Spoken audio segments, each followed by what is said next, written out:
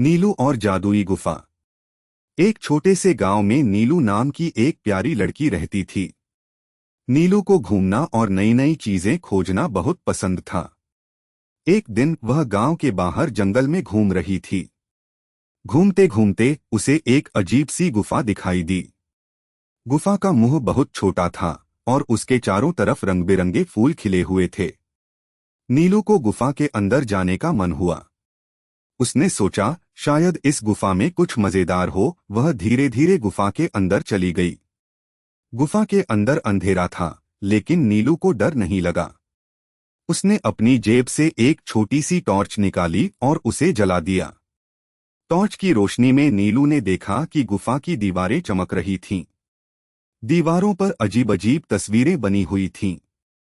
नीलू उन तस्वीरों को देखने में खो गई। तभी उसे एक आवाज सुनाई दी। कौन है वहां? नीलू डर गई। उसने आवाज की तरफ देखा। वहां एक छोटी सी परी खड़ी थी। परी के पंख रंग बिरंगे थे और उसके हाथ में एक जादुई छड़ी थी।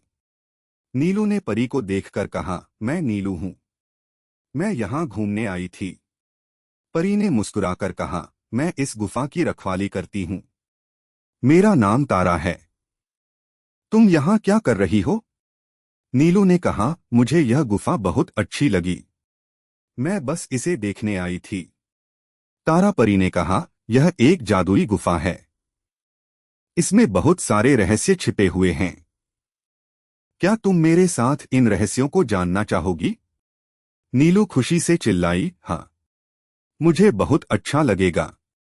तारा परी ने नीलू को गुफा के अंदर ले जाना शुरू किया। गुफा के अंदर एक बड़ा सा कमरा था। कमरे के बीच में एक जादुई कुआं था। कुएं के पानी में रंग बिरंगे सितारे तैर रहे थे। तारा ने कहा, यह जादुई कुआं है। इसमें जो भी इच्छा मांगो वह पूरी हो जाती है। नीलू ने कुएं के पास जाकर एक इच्छा मांगी। उसने कहा, मैं चाहती हूं कि मेरे गांव के सभी बच्चे हमेशा खुश रहें। तभी कुएं में से एक सुनहरी रोशनी निकली और नीलू के ऊपर आ गिरी। नीलू को बहुत अच्छा लगा। तारा परी ने कहा, तुम्हारी इच्छा पूरी हो गई है। अब तुम्हारे गांव के सभी बच्चे हमेशा खुश रहेंगे। नीलू बहुत खुश हुई। उसने तारा परी को धन्यवाद कहा। फिर वह गुफा से बाहर निकलकर अपने घर की तरफ चल दी। जब वह घर पहुंची तो उसने देखा कि गांव के सभी बच्चे हंस रहे थे और खेल रहे थे। नीलू को यह देखकर बहुत खुशी हुई। उसने समझ लिया कि तारा परी और जादुई गुफा सच में जादुई थे। उस दिन के बाद से नीलू हमेशा दूसरों की मदद करती थी। उसने जान लिया था कि दूसरों को खुश रखने में ही असली खुशी है। वह अक्सर तारा परी से मिलने गुफा में जाती थी और दोनों अच्छी दोस्त बन गई थीं। नीलू ने जादुई गुफा से सीखा कि हमेशा दयालु और मददगार रहना चाहिए। एक दिन गांव में सूखा पड़ गया। किसानों के खेत सूखने लगे और लोग भूखे मरने लगे। नीलू को यह देखकर बहुत दुख हुआ। वह तारा परी के पास गई और उससे मदद मांगी। तारा परी ने कहा, मैं तुम्हारी मदद जरूर करूंगी, लेकिन तुम्हें इसके लिए एक मुश्किल काम करना होगा। तुम्हें जादुई पहाड़ पर जाना होगा और वहां से अमृत लाना होगा। उस अमृत को खेतों में डालने से सूखा खत्म हो जाएगा।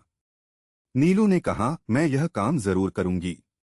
मैं अपने गांव के लोगों को भूखा नहीं मरने दूंगी। नीलू जादुई पहाड़ की तरफ चल पड़ी। पहाड़ बहुत ऊंचा था और रास्ता बहुत मुश्किल था, लेकिन नीलू ने हार नहीं मानी। वह धीरे धीरे ऊपर चढ़ती गई। रास्ते में उसे कई खतरनाक जानवर मिले, लेकिन नीलू ने अपनी हिम्मत नहीं हारी। आखिरकार नीलू पहाड़ की चोटी पर पहुंच गई। वहां उसने एक जादुई पेड़ देखा।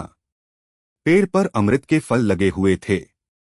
नीलू ने अमृत के फल तोड़े और उन्हें एक बर्तन में भर लिया। फिर वह पहाड़ से नीचे उतरने लगी।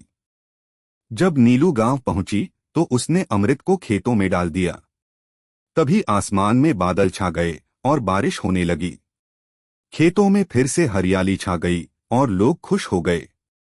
नीलू ने अपने गांव को बचा लिया था। वह एक बहादुर और दयालु लड़की थी।